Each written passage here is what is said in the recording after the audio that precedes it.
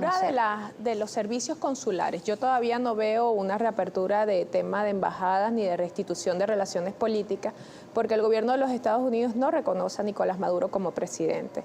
Entonces, lo que sí puede venir es la restitución de los servicios consulares, pero eso tampoco lo veo en lo inmediato. Lo más pronto que veo es el paquete de incentivos para que el gobierno vuelva a la negociación en México. Eso es lo que tengo entendido que es lo que está planteado hasta ahora.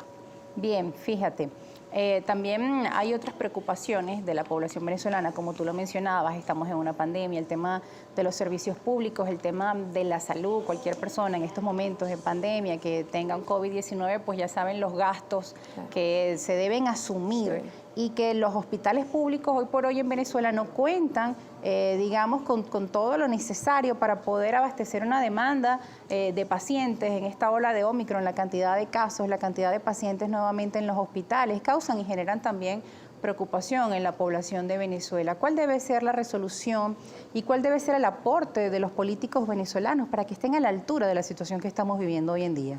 Comienzo por tu última frase. Los políticos se tienen que poner a la altura de las necesidades del país. Eso es lo primero que tiene que ocurrir.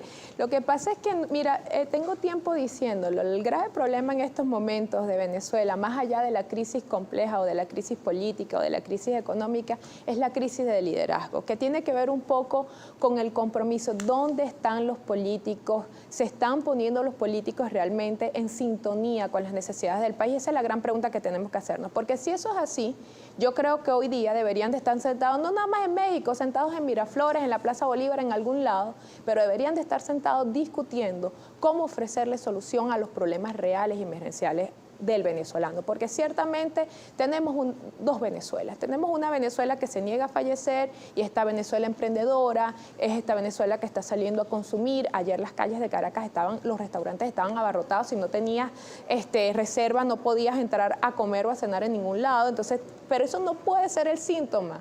Hay varias Venezuelas, está esa realidad y está la realidad del maestro que no tiene para poder conectarse y dar clases a sus alumnos. La Venezuela mayoritaria es aquella que todavía sigue tratando de subsistir, que necesita diferentes ingresos porque los $3, los $4 que gana no le alcanza. Es la Venezuela de nuestros jóvenes que siguen sin esperanza, que siguen arriesgándose a salir del país para buscar un rumbo mejor. Es la Venezuela de nuestros venezolanos y nuestras mujeres que se nos están muriendo en esa diáspora, en esos caminos hacia los países tanto del sur como subiendo. Tenemos el caso terrible de estas mujeres venezolanas que recientemente salió un reportaje, fueron violadas y maltratadas en lo que se llama el tapón del Darién, tratando de subir de Colombia hacia Panamá. Entonces, esa es la Venezuela. La mujer que vio morir a su niño en brazos por parte de Trinidad y Tobago. Claro, tenemos el caso reciente de nuestro bebé venezolano, donde de verdad es importante que son temas muy dolorosos. No he visto la contundencia del Estado venezolano, no he visto la contundencia de la respuesta del Estado venezolano al asesinato. Nos asesinaron a un bebé, nos asesinaron a un niño venezolano porque ahí hubo uso desproporcionado de la fuerza. Lo que hizo el gobierno de Trinidad es un delito que hoy debería estar siendo condenado por las mayores instancias de donde se discuten pues, los derechos humanos. Y eso no está ocurriendo y me preocupa. Fíjate, hablando de las relaciones con el Caribe, el día de ayer en el Palacio de Miraflores, el presidente tenía un encuentro con distintos líderes pues, de países caribeños.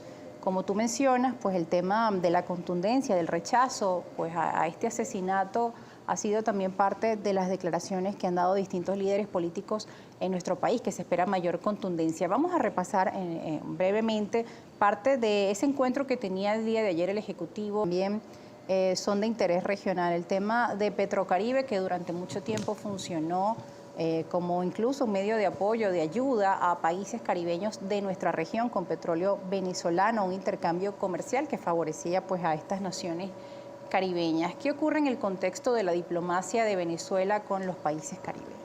Mira, la relación con los países caribeños es una relación que debe ser natural, que nadie puede criticar que se busque una relación con los países más cercanos a nosotros, que obviamente no son nada más la relación sur-sur que venía dada por Mercosur, sino también la relación intercaribeña, que fue un propósito y fue una lucha y digamos que fue uno de los objetivos que se trazó Hugo Chávez.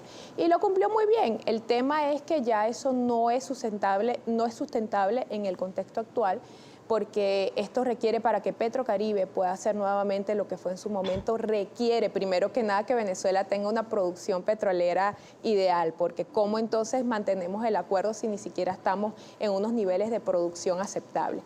Y eso también va a requerir de ese proceso de flexibilización de sanciones en el tema de comercialización de crudo, porque hasta que eso no ocurra, entonces, ¿cómo se hace el envío y el intercambio petrolero de Venezuela hacia estos países? ¿O estos países están dispuestos a asumir las sanciones y las consecuencias que podría traer una comercialización de petróleo cuando existen las sanciones norteamericanas? Ahora bien, el estado de las relaciones de Venezuela con Trinidad y Tobago.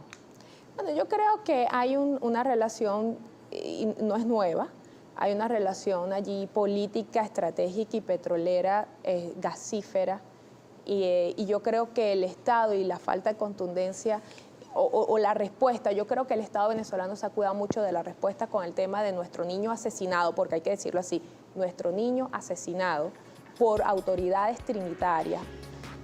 Yo creo que viene más bien por no malograr esa relación que se estaba reconstruyendo entre Trinidad y Venezuela, porque en algún momento, sobre todo en el 2019, y cuando todavía no se sabía si apoyaban a Guaidó, si no apoyaban a Guaidó, esa relación se fracturó. Se comenzó a recomponer ahora y yo creo que un poco el Estado y el gobierno venezolano se ha tomado con cautela el tema de responder para no precisamente dañar los avances que han tenido. Momento con los gobiernos de la región y también con la zona del Caribe y las tensas relaciones o las respuestas que quizá han sido catalogadas como débiles por parte de distintos sectores de la oposición. De hecho, hoy leemos una convocatoria de la Alianza del Lápiz que van a entregar un comunicado a la Cancillería de Venezuela exigiendo mayor contundencia ante lo ocurrido con Trinidad y Tobago y el asesinato de un niño venezolano en brazos de su madre.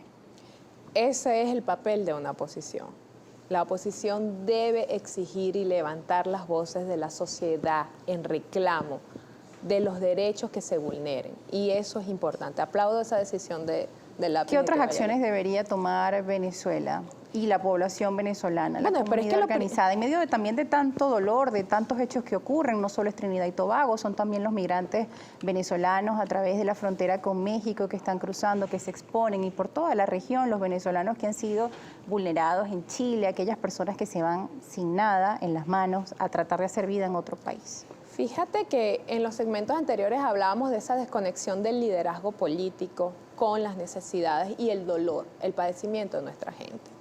Parte de una agenda de negociación, por ejemplo, debería de ser cómo vamos a empezar a atender y a rescatar, porque no todas las historias de migrantes son exitosas.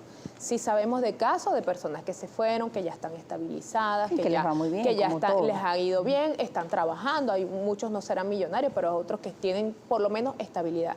Pero esa no es la historia de todos nuestros migrantes. Nosotros todavía tenemos migrantes muriendo en las calles, en las carreteras, en los cruces, incluso interpaíses. Y eso debería de ser parte de un tema de conversación en cualquier agenda de negociación, oposición y gobierno. Porque además hay muchos países de estos que todavía, bueno, están con si reconocen a Guaidó, si reconocen a Maduro. Pero el caso es que entonces ni Guaidó ni Maduro le dan solución o le dan respuesta o ponen en la mesa un planteamiento real de cómo vamos a atender nuestra migración, cómo vamos a atender este tipo de circunstancias que están ocurriendo en este momento. Yo creo que es hora de ponerse la mano en el corazón. Yo creo que el canciller debería de ponerse mucho más fuerte con el tema de los migrantes y debería de comenzar a conversar con los países, porque yo creo que los venezolanos están siendo maltratados. Desde Chile hasta México, incluso las deportaciones que estamos viendo de los Estados Unidos, o sea, hay un sufrimiento, hay un padecimiento de nuestros connacionales afuera, y yo creo que no están, más allá de los vuelos estos que el gobierno ha puesto, de los planes Vuelve a la Patria, no veo una política de Estado realmente seria, contundente y eficaz para atender la situación de nuestros migrantes. Bien, Indira, también es momento de dar lectura a los comentarios, las preguntas que tiene nuestra audiencia, y Daniela Salas está lista para leerlas. Así es, Rosa, saludamos a nuestra invitada, siempre en marco de respeto, saludamos a nuestra audiencia, vamos a comenzar a revisar la participación a través de la cuenta de Twitter, @primerapágina, con etiqueta Primera Página. Tenemos a Gregorio, dice, hemos resentido tanto que hemos llegado al punto de que hemos querido que el gobierno y nos hemos acostumbrado a resolver las cosas que ya no nos importa nada o lo que pase o deje de pasar. Y ese es el gran error de la indiferencia ante todo tipo de errores que siguen afectando a todo el país.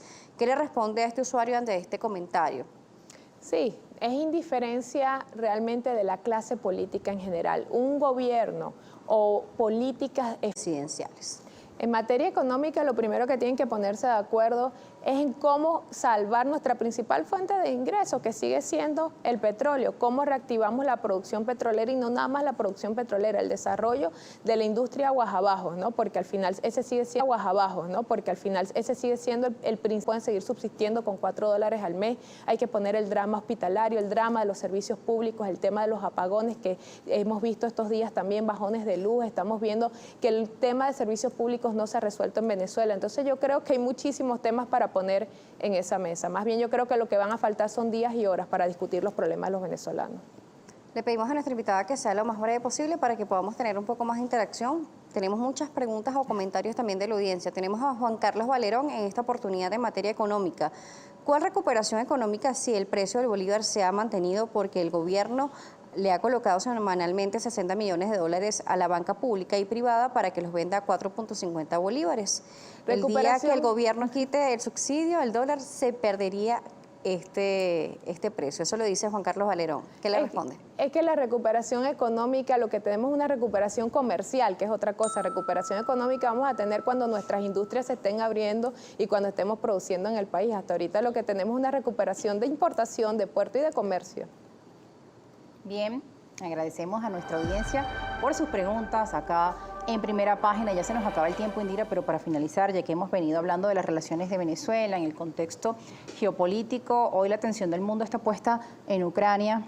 ¿Qué pasará esta semana? Desde Estados Unidos se dice que es probable una invasión de Rusia a Ucrania prevista para este miércoles. ¿Cómo impacta en la geopolítica mundial, sobre todo porque Venezuela tiene estrechas relaciones con Rusia? ¿Qué se espera? Precisamente Venezuela, en otro contexto, yo creo que esto no sería más allá que una noticia, pero como en el contexto actual, pues esa relación, esos vínculos que han desarrollado Venezuela y Rusia sí tiene unas implicaciones. Y el nombre de nosotros. Venezuela salió en alguna de las vocerías. Tiene implicaciones para nosotros porque, bueno, recordemos que en la construcción de una narrativa de esta Venezuela bélica, pues entonces comienzan las especulaciones sobre Venezuela como territorio para una base de operaciones rusa, militar, por ejemplo. Entonces eso de alguna forma también empieza a salpicarnos. Como hay un juego geopolítico, hay un reparto de poder mundial y eso lo sabemos. Esto está en juego en este momento. China opera de una forma, Rusia opera de otra forma, aprovechando la debilidad de Estados Unidos en este momento, porque sí tenemos que admitir que hay una debilidad de la política exterior en este momento del gobierno de Biden, y entonces estos otros gigantes están aprovechando pues para hacer de la suya. Hasta ahora las probabilidades de una intervención de Rusia en Ucrania son altas y son informes de inteligencia que se han filtrado por diferentes fuertes. Yo creo que en todo caso esto va a traer una implicación en el mundo petrolero, en el mundo gasífero, con el tema de la relación con Europa, y yo creo que nos va a poner a nosotros un contexto difícil si se sigue manteniendo la narrativa de que Venezuela colabora militarmente con Rusia. Entonces habría que esperar lo que el acontecimiento, el hecho como tal, para ver cómo va a ser entonces la actuación de Rusia en el hemisferio. Bien, lamentablemente se nos acabó el tiempo.